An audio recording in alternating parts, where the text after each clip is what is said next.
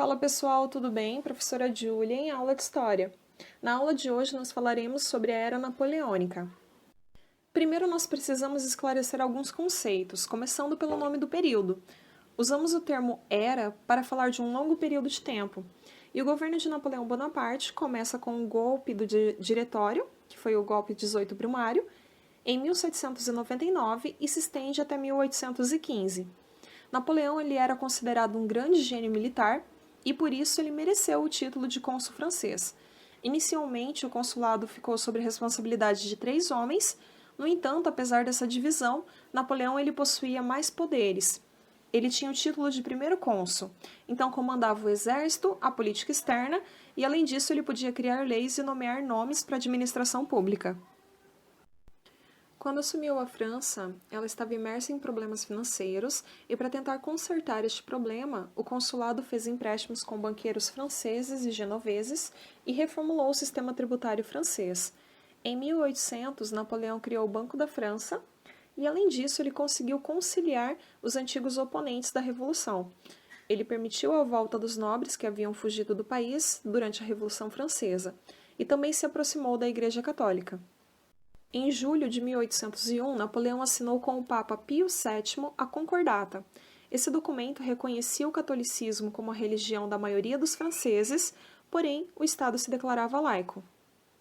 Após conseguir organizar a França, ele se tornou cônsul vitalício em 1802. Para conseguir organizar a legislação da França, ele criou o Código Civil Napoleônico, pois não havia ali no país uma legislação de âmbito nacional. Havia apenas pequenos códigos regionais e tribunais sem regulamentação específica. O código serviu para regulamentar todas as esferas da vida civil. Além disso, ele reformulou o sistema de ensino do país. Todas essas mudanças, porém, vieram acompanhadas de um forte sistema opressor. Para firmar o seu governo, ainda em 1804, ele se tornou imperador. A coroação de Napoleão representa um episódio bem emblemático, pois ele tomou a coroa das mãos do Papa Pio VII e levou ele mesmo a coroa até sua cabeça. Desta forma, ele mostrava que ele não se submetia a ninguém. Mesmo que o governo de Napoleão parecesse legítimo, para os países da Europa isso não era suficiente. Então, se organizou a Terceira Coalizão, envolvendo a Rússia, a Inglaterra, a Áustria e a Suécia. Porém, Napoleão, como grande estrategista, ele conseguiu vitórias importantes no leste europeu. A vitória mais importante deste momento foi na atual República Tcheca. Ali, as forças lideradas por Napoleão derrotaram a Terceira Coalizão. As vitórias militares e o aumento do poder francês desagradavam os prussianos, que se reuniram com a Rússia e a Inglaterra e formaram a Quarta Coalizão, porém, novamente, eles foram derrotados. Cada vez mais Napoleão era temido e respeitado por toda a Europa. O expansionismo francês era cada vez maior, porém, apesar do seu sucesso em terra, ele sofreu com a superioridade inglesa no mar. Então, em 1805, na Batalha de Trafalgar, forças britânicas barraram os interesses franceses. A Inglaterra estava se tornando um desafio para o Napoleão. Para vencer os ingleses, ele acreditava que ele deveria enfraquecê-los economicamente. Então, no ano de 1806, ele decretou o bloqueio continental. Isso significava que todos os países da Europa estavam proibidos de comercializar com a Inglaterra. Quem desobedecesse ia ser visto como inimigo da França. Além de enfraquecer economicamente a Inglaterra, ele esperava incentivar a economia francesa e as suas indústrias. Gravem, pessoal, esse bloqueio é bem importante, pois ele é um dos motivos da família real portuguesa vir para o Brasil. Apesar das ameaças do Napoleão, o bloqueio ele não teve o efeito desejado.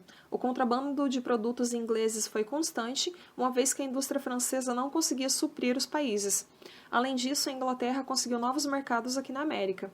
Devido a várias invasões por desrespeito ao bloqueio, em 1809 se formou a Quinta Coalizão, porém, novamente, os países foram derrotados. Um outro país que desobedeceu ao bloqueio continental foi a Rússia. Isso obrigou Napoleão a invadir o país. Ele reuniu cerca de 600 mil homens. Porém, os russos fizeram uma tática chamada de terra arrasada.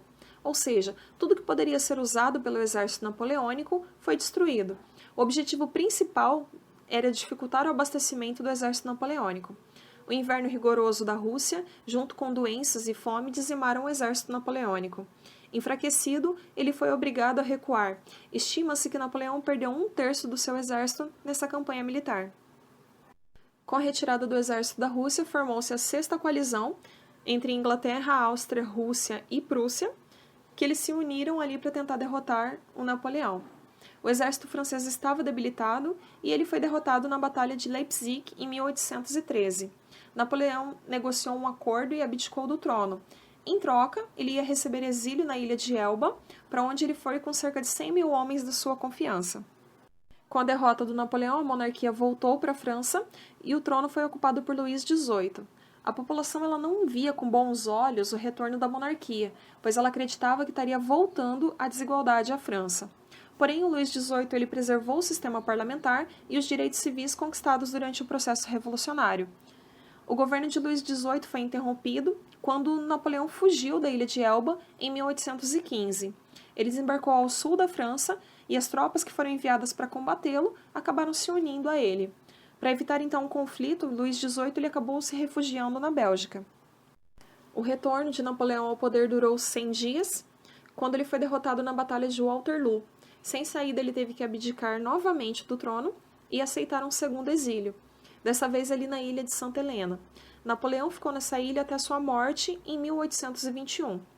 Após o fim do seu governo, foi organizado o Congresso de Viena.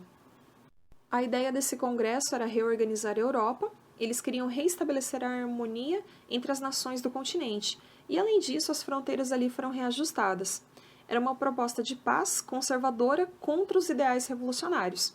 As bases do Congresso eram o princípio de legitimidade, onde eram considerados legítimos os governos que eram anteriores à Revolução Francesa, o princípio de restauração, onde as monarquias depostas por Napoleão seriam reconduzidas ao poder, e o princípio de equilíbrio, onde Inglaterra, Rússia, Áustria e Prússia deveriam ter forças militares equivalentes. Para assegurar esses princípios, foi formado o pacto militar chamado de Santa Aliança. Neste pacto, eles poderiam intervir caso alguma nova revolução explodisse na Europa. Observa-se que após a Revolução Francesa e a Era Napoleônica, o antigo regime estava voltando com força ao continente europeu. Abraço, pessoal, até a próxima!